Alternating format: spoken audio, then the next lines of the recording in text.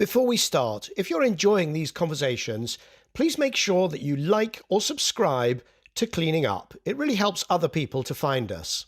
Cleaning Up is brought to you by Capricorn Investment Group, the Liebreich Foundation, and the Gilardini Foundation. Hello, I'm Michael Liebreich, and this is Cleaning Up. There's a vibrant discussion going on right now across Europe and in the UK about the structure of electricity markets. The gas price spike caused by the bounce back from COVID and, of course, the Russian invasion of Ukraine is driving up electricity prices to an extreme extent. And that's because the gas price is setting power prices even for cheap renewable resources. There's a variety of proposals for how to fix this, various tweaks, price caps, maybe splitting the market and so on. My guest on Cleaning Up today is Yanis Varoufakis, and he has a different plan. He would nationalize the lot. Yanis is an academic economist and a politician. He's the founder of a Greek political party, MeRA25, and very famously was the finance minister who tried to renegotiate Greece's national debt in 2015. Please welcome Yanis Varoufakis to Cleaning Up. So, Yanis, thank you very much for joining us here on Cleaning Up. It's a great pleasure, Michael. Thank you for having me. Now, we're doing this at a very stressful moment in history with what's going on in Ukraine, what's going on in the energy markets. Energy prices for average people are seeing their energy prices absolutely soaring. So that's really the topic for today. And I suspect it's a topic you're talking about all the time. Is that right? Absolutely. Incessantly.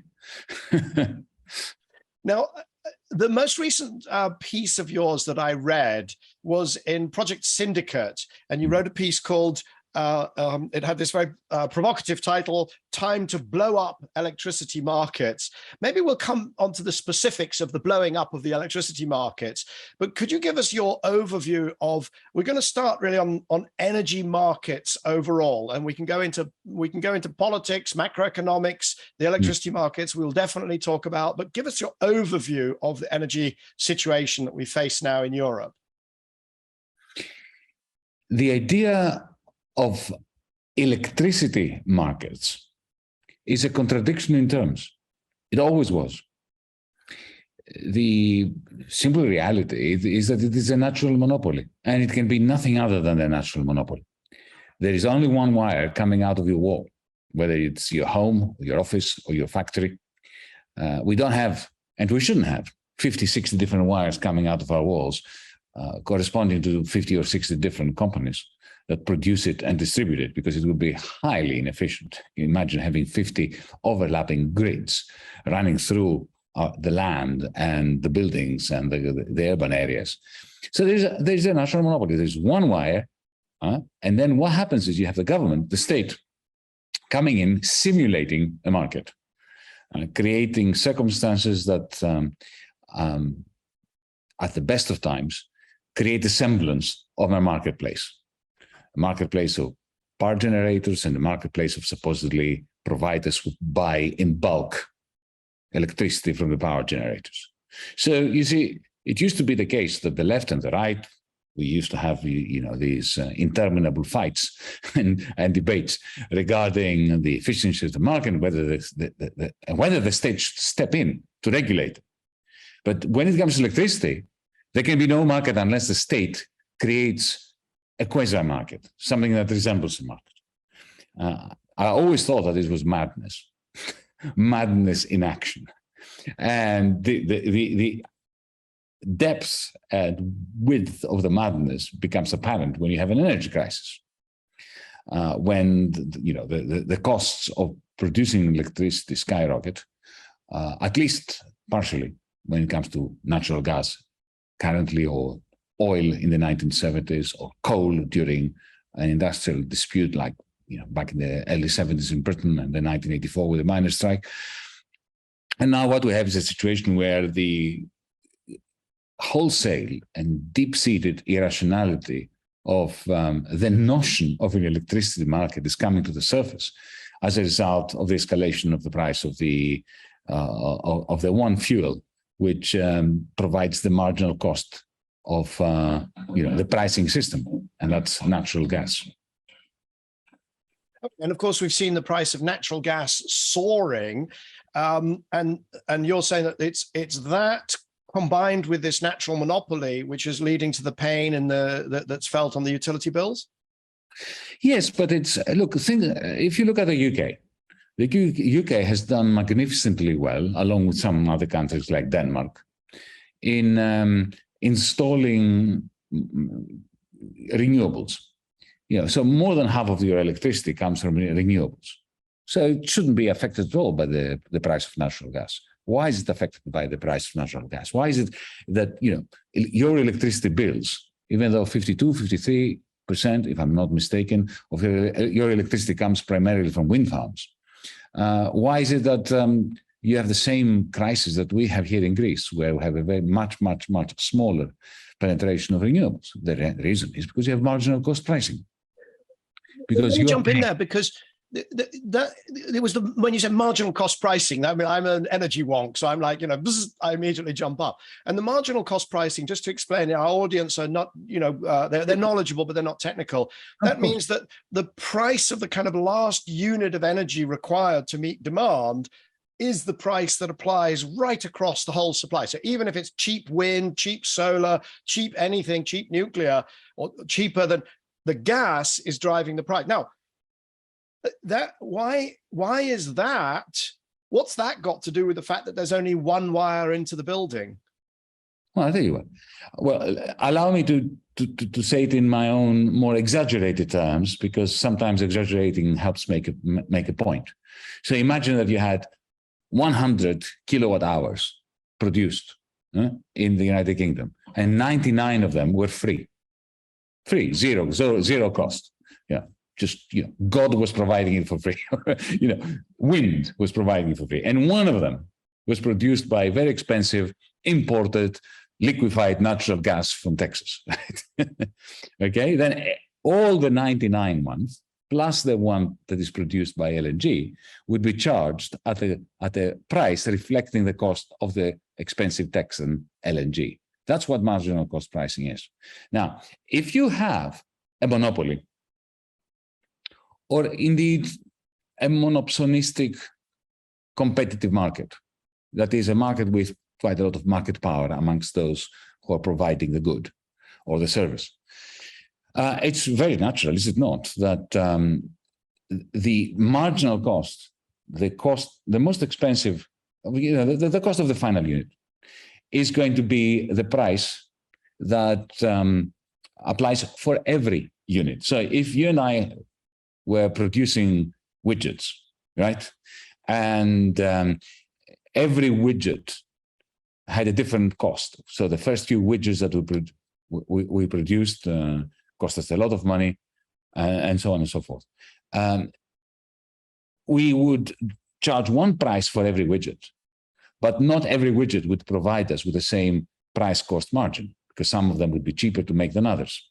Okay. Now, we would continue to produce widgets, your company, the Michael and Yanis company, would continue to produce widgets and sell them, as long as the next widget that we would sell would give us more money than it cost us, as long as the marginal revenue was greater than the marginal cost. When would we stop producing widgets? We would stop producing widgets when the last widget that we produced cost us the same as the revenue that it brought in. Okay, that's the condition for our profit to be maximized, that the revenue from the last unit we produced equals the cost of producing that last widget. So that's the marginal cost pricing. Okay, so that means that if we produce n widgets, the n minus 1 give us a higher profit margin, n minus 2 a higher profit margin, n minus 3 a higher profit margin. Now that happens when you and I are running a monopoly over widgets. Naturally, when the government simulates a marketplace for a natural monopoly like electricity with one wire coming out of the house, the same thing applies. So you have a situation where you've got all this free energy being produced by wind farms in the North Sea, and you pay for these kilowatt hours as if they were produced by the high. Now that is a scandal, because you have the government playing the role of the monopolist, or actually allowing the privateers who are now utilizing this privatized utility, electricity, to extract monopoly profits out of the population. And that is a scandal. It is. I mean, it has turned out scandalous, right? I'm not going to disagree with that. It is, it's outrageous that people producing electricity cheaply are being paid these super rents, right? They're completely unexpected. I can tell you, I talk to financiers, developers all the time. None of them invested in wind offshore in the UK saying, Vladimir Putin one day will invade and then we'll make our money. None of them. That's completely unexpected excess rents. But there are other ways of structuring the market. So right now, big discussions about capping the prices from various resources. So you could say, right, wind never costs more than X to produce, and so therefore the price it receives should never be more than Y, and you have some margin, and that's being discussed. My own proposal, which I put out there, was to split the market and say, look, fundamentally, we want, what's happening is the system was designed around, it was designed in a time when nuclear and coal, which are two things that need to run 24/7, were cheap. And then the gas was allowed to be at the margin because it was the peaking resource. But of course, we don't live in that world anymore. Now we have these very large amounts of zero marginal cost renewables, and we fundamentally need to restructure the markets. Now, your reaction is it's a monopoly, and therefore, I don't want to put words in your mouth, but it should be nationalized. It should be one single provider. You're not doing well. Whereas I suppose mine is, well, why not reform the market to remove the excess, which has been revealed by the current price spike in gas? But why throw away a system that actually for decades has produced pretty good outcomes? It hasn't actually produced really good outcomes. It's produced pretty miserable outcomes, except that they were not that painful because the price of natural gas was not that great. But let me answer your question directly. First, a preface. What you are proposing is what I'm proposing for the short term. Because even if you made me prime minister today, God forbid, I would do what you're suggesting. It's what I've been proposing from day one, from back in February, which is, cap the wholesale price from each different unit of output, of production, in proportion to the average cost, not the marginal cost, the average cost of each production unit. So hydroelectric, how much does it cost? What's the average fixed cost? The average total cost of hydro? It's 25. Okay. Cap it at 30. Let the provider have a small profit, but nothing exorbitant. What is it from wind farms? What is it from solar? What is it from gas? What is it from coal? Because we still have some coal here in Greece, unfortunately. And then, effectively cap different wholesale prices such that the actual price is no more than, say, 5% of average total cost. So that we agree on that one, what needs to happen. Where we probably disagree is when I say that, look, this is a bit weird what we're doing. There was no such thing as a market. The state came in to create a market, which failed, and then the state comes in to regulate the market that it created. That's madness. Why do we need it? But let me come back to this question of the natural monopoly. Let's not have a market at all when we can't have a market that works. But your claim that you can't have a market because there's one wire, why can't you just regulate the wire? I mean, are you saying we should nationalize fiber internet provision because we're only going to have one fiber? So the internet should also be nationalized, or what else do you want to nationalize on the basis that it's only, it feels to me like there are lots of things that have only one resource, one delivery platform. I mean, even, we're going to regulate social media players. And in fact, we regulate, media players because they are, sort of pseudo monopolies. What's wrong with regulation? Why does that drive you to nationalization as the solution? Well, it's a question of efficiency.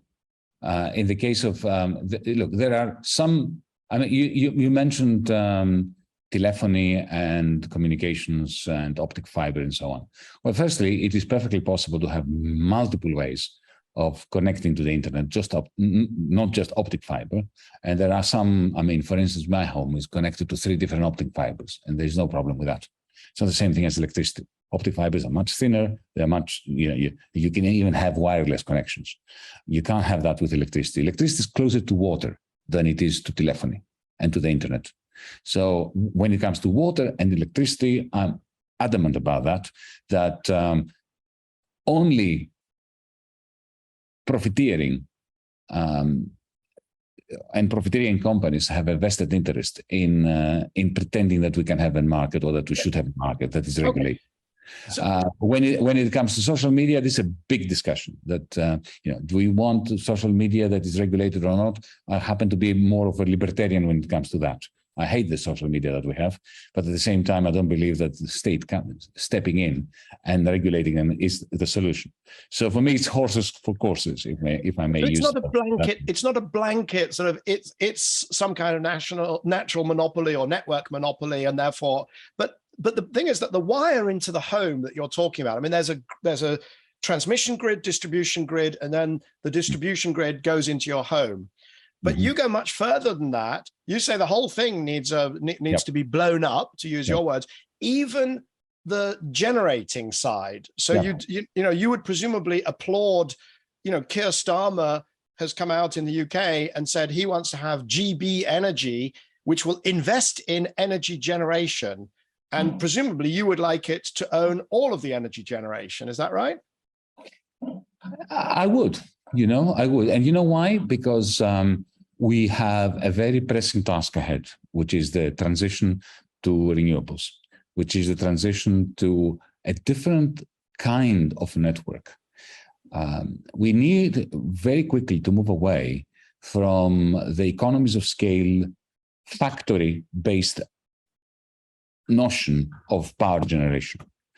The future is smart, decentralized grids with very, very small units of generating electricity, whether these are solar, combination of solar and small windmills and heat pumps and small green hydrogen producing units that need to be grounded in the communities. Communities must have ownership rights over both the electricity that these generate and the actual machinery. So we need to think in a much more decentralized fashion, but that needs to be designed.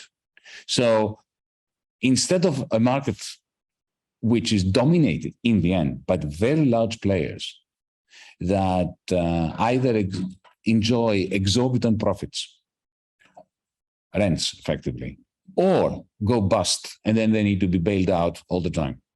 I mean, think of what is going on now, what has been happening over the last year. What has been revealed is that even companies that charge very high price cost margins are more or less bankrupt, because as private profit maximizers, they seek to hedge their future prices.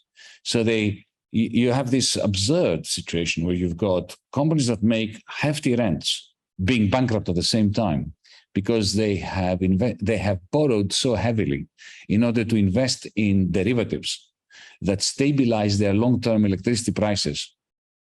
And now they are facing margin calls because they never had the money to pay for these derivatives. They borrowed in order to pay for these derivatives using as collateral future electricity bills.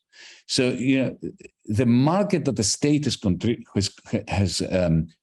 created following the Thatcherite privatization of the Central Electricity Board back then, that market is absurd. It is just an abomination. And it can be nothing other than an abomination. But I do think we've got to be very careful about the value chain we're talking about here. So in the UK, the companies that have gone bankrupt have been retailers. And what they did was they sold electricity contracts to homes, to businesses, and then were buying in the wholesale markets, largely in the wholesale markets, to fulfill that. And the wholesale prices shot up, and they had sold. So they had sold long at low prices, and they had to buy. So, but their margins, they were never, your classic sort of evil oligopolists, vast profits. They were actually making very low profits even before, because all they were doing was buying and selling. They were kind of passing it through. Why do we need them, Michael? Sorry? Why do we need them? Well, you could argue that you only need one. Is a homogeneous product. Hang on a second, Michael. It's absurd. We shouldn't have those companies. Well, you say that, but on the other hand, when we had a monopoly, they make profit that is that is not a return to any entrepreneurial effort. I mean, electricity is a homogeneous product. It's not like, you say that, but actually they are entrepreneurial, right? If you talk to Greg Jackson at Octopus, and I had him on this show, he is innovating. For instance, the only person. Let me tell you. It's the same thing. I'll tell you exactly. If you give me a second, right? Octopus is the only company that has got what they call the agile tariff. So they've got time of day pricing. In other words, he is delivering a price signal to you so that you know when to run your washing machine or whatever, or charge your electric car at a time which is enormously value creating given the variable renewables that we increasingly have on the system. This is a huge innovation, and it's a valuable innovation. And it didn't come from CEGB. I'm sorry, but I'm not impressed. A postgraduate student can create such a piece of software that does that for a publicly owned provider of distributor of electricity. This is all rubbish. This is okay. To explain why they need to exist. They don't need to. But name a publicly owned utility. Has your utility in Greece produced such a product? No, right? Name one state-owned utility which is providing time of day pricing to retail consumers. None. Right? Okay, I come from a different political tradition. Is that your powerful argument as to why we need a market for electricity? Hang on. EDF in France has a capacity of providing these pieces of software very easily. And in any case, the privatization of the British electricity market was simply a nationalization by the wrong state, because EDF bought most of it. There is no doubt that a privateer can come up with interesting little ideas that we could adopt.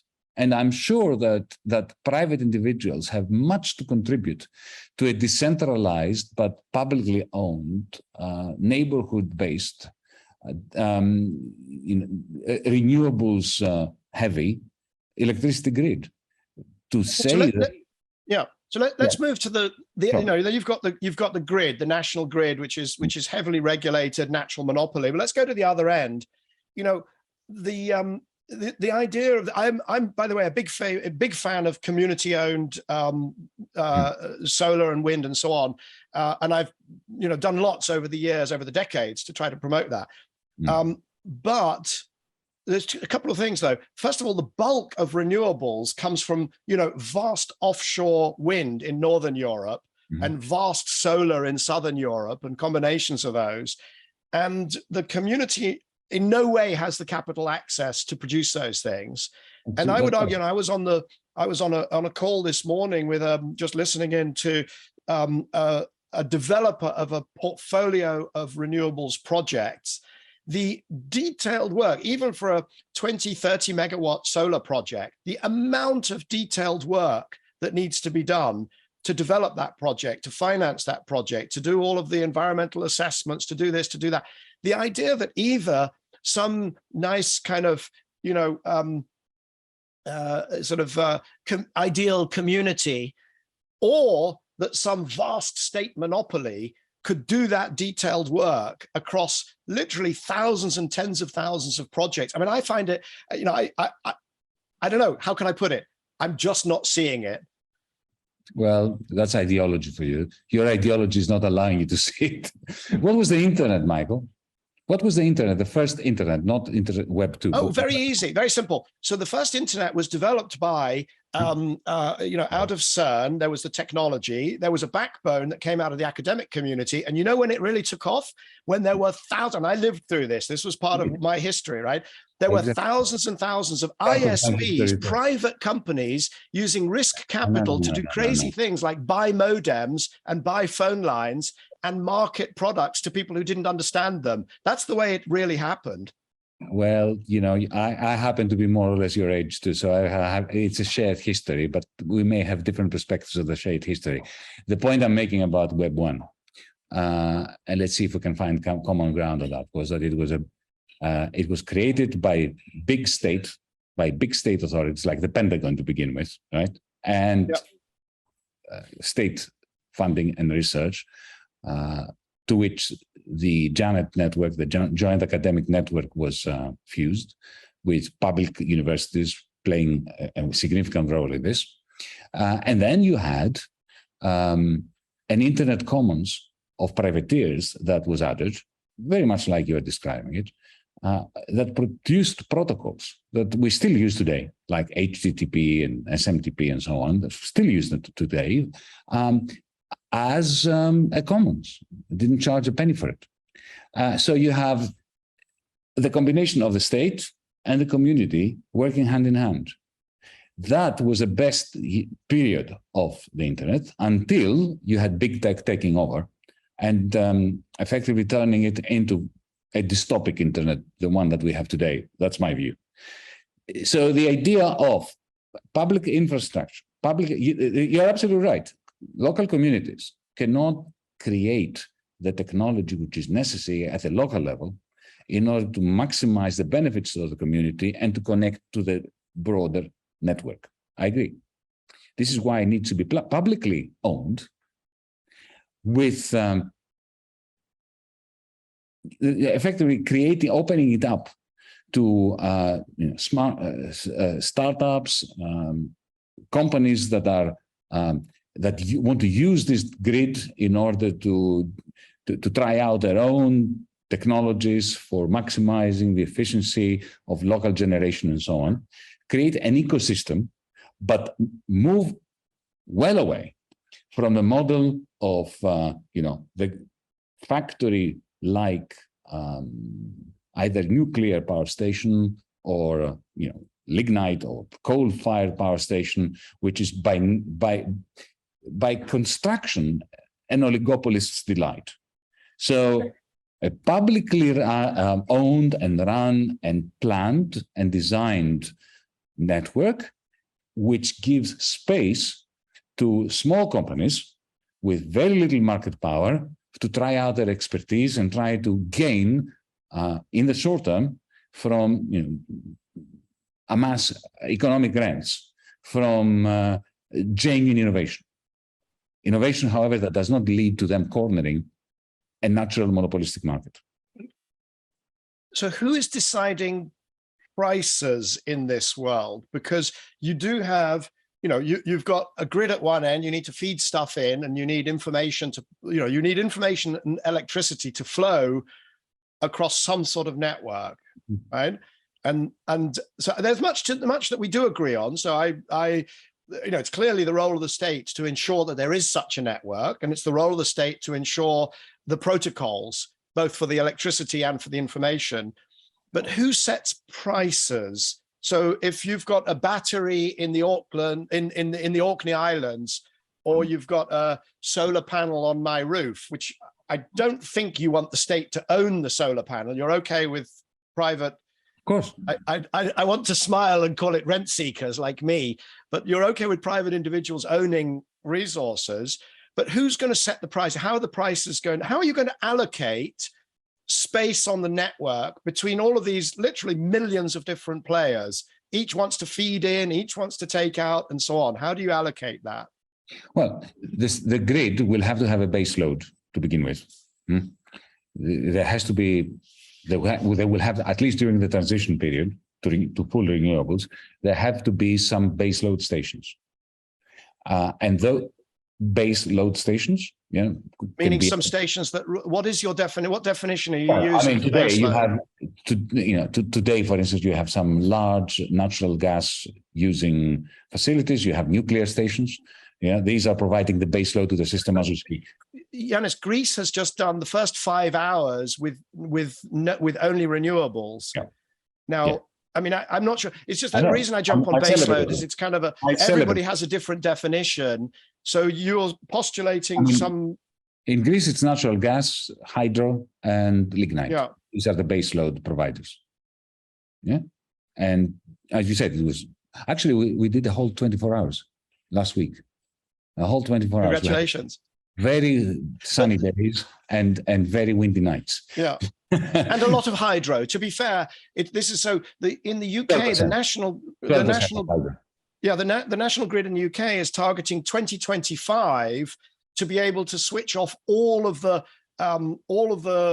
thermal power stations, the ones that spin and provide all the inertia, and then run only on potentially wind, solar, and a small amounts of hydro. Okay, I mean the reason why we have hydro is we have tall mountains, and you don't. Some in Scotland, that's all. Now, the answer to your question is a good question. Who sets the prices? If you take any oligopolistic model, right? Any oligopoly. If you want to regulate an oligopoly, a duopoly, let's say, right? There are two ways of doing it. One is to set a price cap, and the other is to take over one of the two producers and use public ownership of the producer to set prices low in order to force the privateer to follow through and also reduce price. Otherwise, they will lose their market. Now, my view is that in this publicly owned grid, the state that needs to control, at least in the first phases, the larger, what I call the base load producers, they can, the state can lead price formation through a policy of average cost pricing plus 5%, in order to give space to privateers to operate without giving them an opportunity to extract massive economic rents. So if I've understood, let me make sure, because this is getting really, really interesting, and your sort of heritage as a microeconomist is coming through here, I think. So the state would own some very big resources, and in a sense could set the price, because if anybody tries to profiteer, they can just kind of dump some power. So does that mean that they're running those resources, or are they keeping them kind of in reserve, ready to dump if anybody, if the market misbehaves? Are they like Saudi Arabia in the oil markets? Both. It depends on the circumstance. It depends on demand conditions, supply conditions, how the system is running. If the system can run without those large power generators functioning, then you keep them in reserve. You don't use them until you have to. But also in addition, you have social criteria, you have regional development criteria. So you mentioned Orkney or the Isle of Skye or whatever. The price that should prevail there must be a price which is consistent with preventing those rural areas from becoming deserts, people leaving them. There has to be a series of planning parameters which are fed into the planning model to provide you with the optimal policy. But that optimal policy can never be replicated by trying to simulate a marketplace.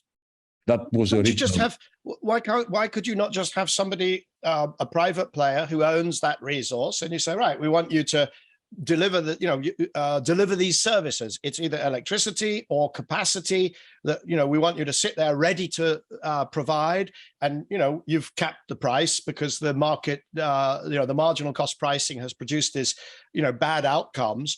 But why does the state have to own the things, these resources? I don't understand the ownership requirement. If you want to say that, okay, that you can substitute public ownership with price caps and quantity minima, yes, in theory you could.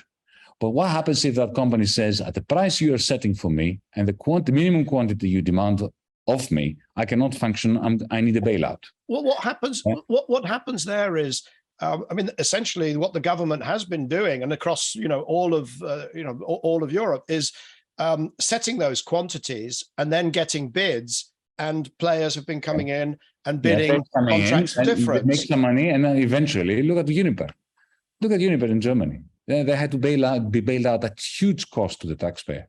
Right, but the reason there was the reason Uniper has needed a bailout is because they are being forced to buy gas at the international price, and they're not allowed effectively to sell it at the international price, at which point you say, fine, then the government has to come in, and at that point there has to be a bailout. But what you're saying is Uniper should never have been a private company over the last how many decades in the first place. I see only demerits in it being a private company, and absolutely no benefit whatsoever.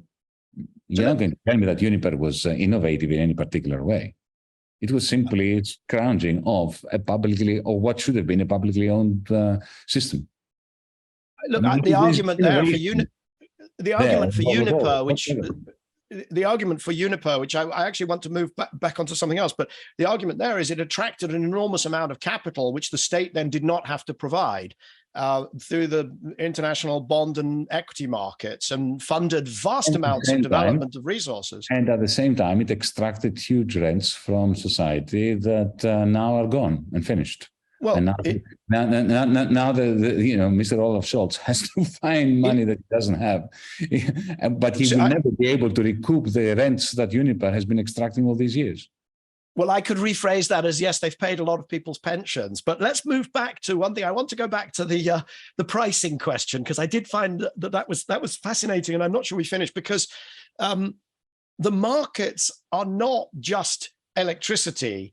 Mm-hmm. The market also includes inertia, so frequency response, backup of various sorts, ramping, because when there's when evening comes and the sun goes down, then you have a lot of power falls off the network, and you need something to step in and do that. Is that all going to be done in the same way? Because each of these are effectively separate little markets. There's a market for keeping the voltage right. There's a market for the ramping rate. There's a market for what do you do if there's an eclipse? Who is supposed to deal with that? And there are all these different markets. Working perfectly well. Until in Britain, it was working. All that was working perfectly well, and there was some magnificent, innovative contribution by universities. I remember people at the University of Birmingham and the University of Manchester contributing to the Central Electricity Board, the computing models back using Fortran, if you remember, and they were doing all this very, very nicely before it was all privatized. But two things. First of all, it was a brutally simple world, because you had coal and then you had peakers, which at the time were oil and now would be gas. Well, you had coal and nuclear as well. It was, I call this, when I describe that era, I call it, I call it baseload and peak, long lunches and knocking off early, because it was brutally simple. There was no wind, there was no variability, there was no solar, there was no demand response, there were no solar roofs, there was no electric vehicle charging. It was just such a simple world. And we were dramatically overinvested. There was an enormous capital misallocation, because, of course, the civil servants who run it, it's always much easier to have too many power stations, too many pylons, too many substations, and then simply charge people. And there was an enormous pushback against that, which you now don't remember, but there was. The standing charge, there were almost riots about standing charges. There's always pushback against the status quo. But allow me to say that, when you're conjuring up the notion or the image of a long lunch enjoying civil servant, right? I can always counter with the image of those toxic executives boarding their Learjets, running around the place. And at the same time, if you want to remember Enron, laughing at the little people and treating them like Muppets, the people that they exploited and the people that they treated like cattle whose price was going up or down. So we can do that.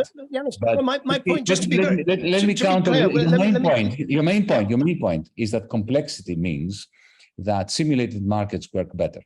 My point is exactly the opposite.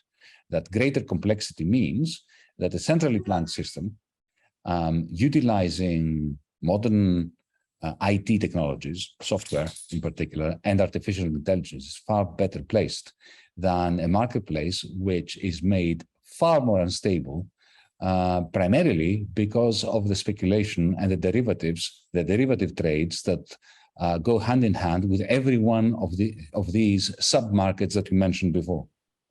So somehow a state-owned monopoly is going to be able to hire these amazing technologists, these are the best data scientists, the best machine learning people, and they're going to be able to optimize, somehow centrally planned, they're going to optimize the supply and demand of electricity in every distributed grid, every little grid of solar roofs and demand response, washing machines and electric vehicle charging down to the most granular level.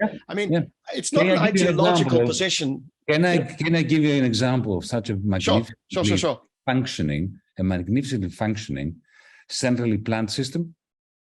Amazon.com. Amazon.com may be private, but when it comes to its organization, it operates like Gosplan, like the Soviet Union. The fact that it's owned by Jeff Bezos doesn't mean anything. It's one organization. There's no market within Amazon.com. There are suppliers and there are buyers, like you and me, ordering books or whatever from Amazon.com. But the system is a centrally planned system using artificial intelligence, using a sequence of warehouses. The whole thing is a centrally planned system. This is what I'm advocating, except that it should be publicly owned and not owned by Jeff Bezos. The funny thing is you should listen. I really encourage you to listen to the episode with Greg Jackson, which was earlier on Cleaning Up, because he is basically building the Amazon.com of the electricity system. He is basically funding wind farms at one end and selling and using time of day pricing, which is very much like promotions on Amazon at the other end. But the idea that he would have come out of a centrally planned system is, to my mind, as ridiculous as suggesting that, I don't know, that Minitel would have produced Snapchat and Skype and Zoom and all these other technologies if only it had been allowed to flourish and not destroyed by this evil privateers on the internet. Well, let me put it this way. I don't want a snazzy electricity system. And I really do not get moved by the analogy of an electricity system that produces the equivalent of Zoom and TikTok and Facebook and so on. The bloody thing is meant to produce one thing: homogeneous electricity. Okay? We do not aim for an output that is heterogeneous and all singing, all dancing. We just want a steady electricity supply that guarantees low prices and ample quantities, especially for the people out there who, as we speak, have no access to cheap electricity or, affordable electricity at a time of a horrendous cost of living crisis. So all this stuff, I'm as excited by the idea of snazzy, all singing, all dancing innovations as the next man or woman. But when it comes to electricity, I prefer a boring electricity system that actually makes the smooth transition to green technologies and which guarantees the many out there who are struggling an electricity supply that prevents energy poverty from being the flip side of the coin of huge economic rents for very few smart guys. I think there's lots to agree with. I'm being, and the people listening on the podcast, by the way, what they would not be able to maybe pick up, the people who watch on YouTube, which is only about 20% of them, would be able to see that we're actually smiling quite broadly. This is actually quite fun. At least I hope you agree. And so this sort of jousting, I think you may not come across, it may come across as bad-tempered on the podcast. It's really not. But I think what I would say is I've spent 20 years, in this space, and I have personally met, I'm going to say, tens of thousands of people, incredibly creative and innovative. And there are around the world hundreds of thousands or even millions to provide boring, cheap electricity. And I totally agree. What it should be is boring, cheap, resilient, and of course also sustainable electricity requires just the vastest levels of innovation. because everything that was in that old CEGB system of coal, nuclear, and some oil, which then became gas, that's all gone. And the world is so incredibly complex. We want a boring outcome from a very complex and innovative system. And I'm struggling to see a single state-owned model that has delivered that. Oh, yes. I mean, there's no doubt that it hasn't happened yet. But then again, just because something hasn't happened yet doesn't mean that it's not the right way of going, right? I mean, let me not be populist now and mention other realms of thought. Look, the point I'm making is this. You and I agree on a number of things. One of them is that whatever grid we have, it should leave room and space for innovators to come in, do snazzy things, try this, try that, improve the efficiency of the system at the margin. And if you have lots of them improving the system at the margin, then the whole system is going to become far more efficient.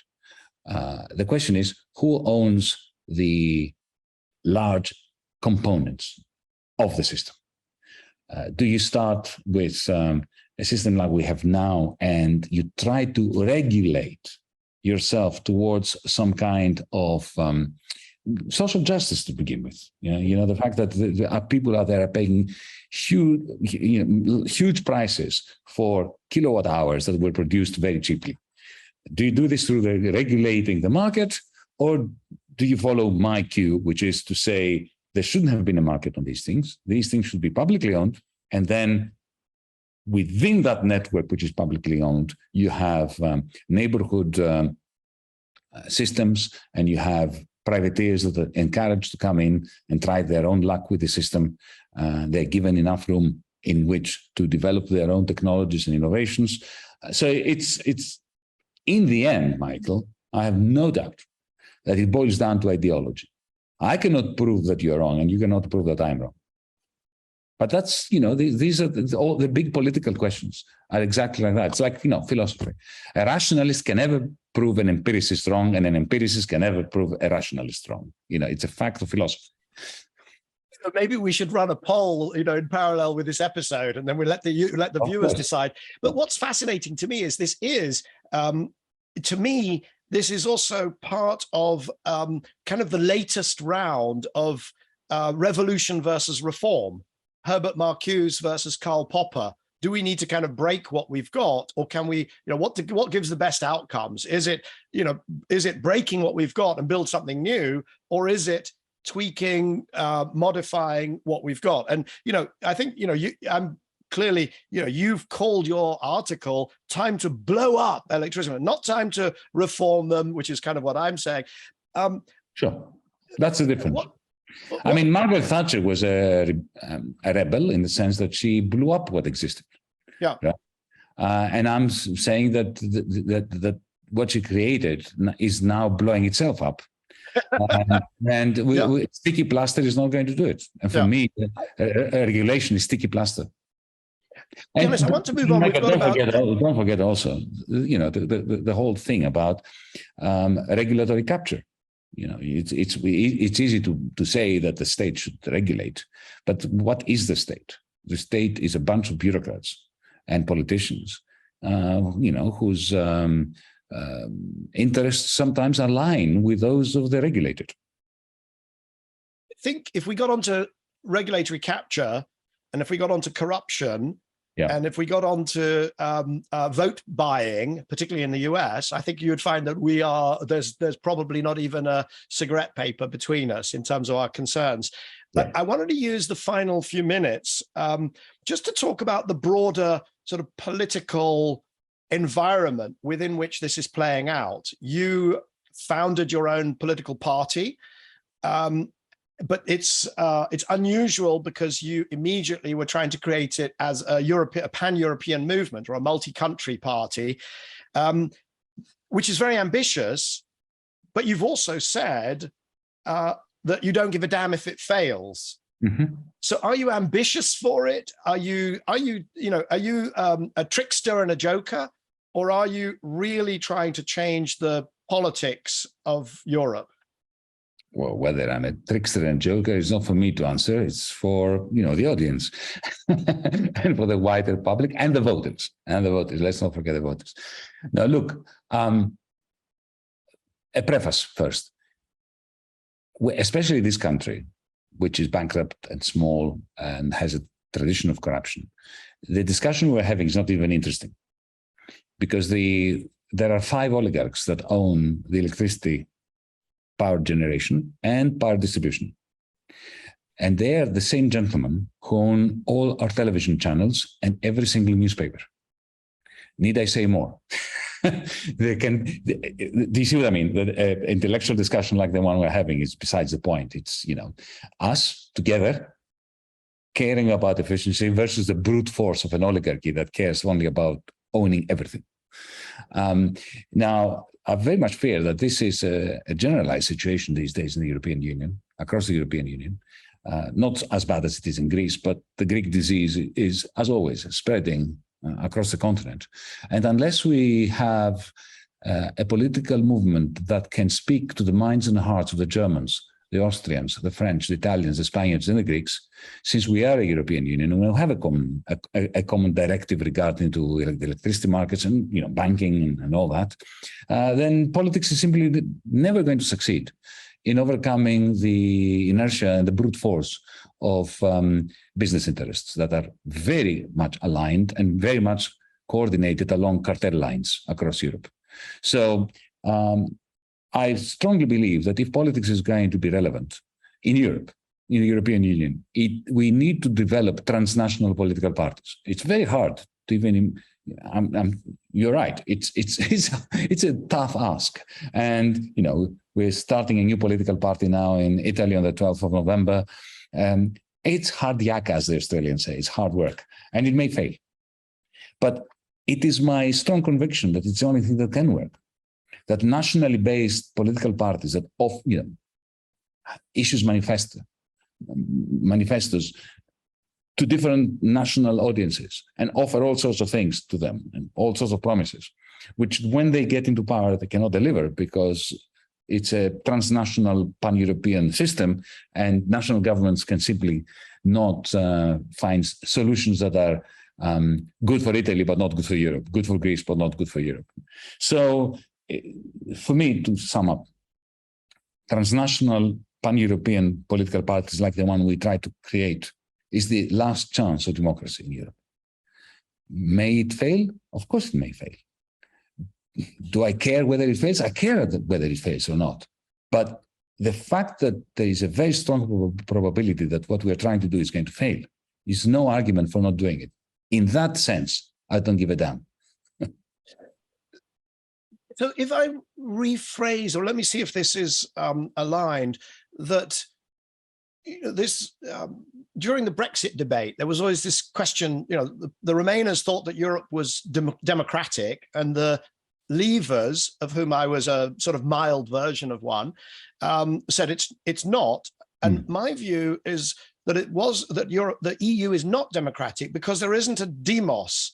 There isn't, there's no way that you could have a movement spread from Germany through the rest of Europe or from Italy or from Greece that could change the government. And the fundamental test of democracy is, can you change the government? And the answer is, within the EU, proven over decades, the answer is essentially no. The people can't change the government because there is no shared demos. So is that another way of, is that the problem you're sort of trying to solve here? Yeah. And look, I agree with you, and I agreed with you. And however, my point was back during the pre-referendum campaign in which I participated as a weird Remainer, was that yes, somebody like Michael is absolutely right. But that is a good argument for not creating the European Union the way we created it. It's not a good argument for exiting it, given that we've been in it for 45 years. Even though I had a lot of sympathy with Leavers. Yeah, so now you were the reformer, and I was the revolutionary in that situation. So the tables were turned. Yeah, just I didn't think that it was a good revolution to have. I thought it was too much wasted energy on a rebellion that would only create a lot of toxicity within Britain as it did. It still does. And I'd never thought that the people who were promoting Brexit had what it takes to make Brexit work, even if Brexit succeeded. And I very much fear that turned out to be the case. Look at Liz Truss today. She's really not. Let's forget my argument that you should have stayed in. Let's say that, okay, what is done is done. I'm a Democrat. So from the first moment the referendum yielded the Brexit outcome, I supported Brexit only because I supported the view of the people, right? I was against all the other Remainers who wanted a second referendum and so on. But if you look at the current Prime Minister and Boris Johnson was all over the place, but this current Prime Minister doesn't have a plan for making Brexit work. What is the plan? Well, she had a plan. She had a plan until last week, but then I think it got torn up. That wasn't the plan for Brexit. Yeah. Lowering corporate tax rates and income tax rates could have been done within the European Union. That was irrelevant. If any plan for making Brexit work would have to be about regulation regarding artificial intelligence. It would have to be about all the differences between British commercial law and EU commercial law that would allow Britain to still, a few steps in the race on the future technologies vis-a-vis the European Union. But she had no such plan, did she? We have a long and very interesting conversation. I'm on the board of trade. I actually worked with Liz Truss when she was the Secretary of State for Trade.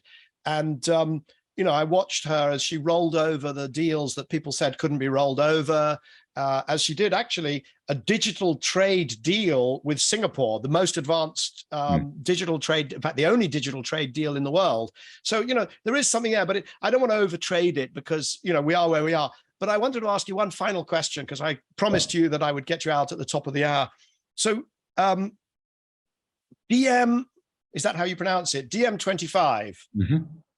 Will there be, this is the most important question, will there be a UK affiliate or franchise, as I would call it in business speak? We have 10,000 members in the UK. But we're never going to create a party in the UK because you have something called first past the post, right? It would be suicide. So what we have been doing for years now, we've been working with progressives across Europe.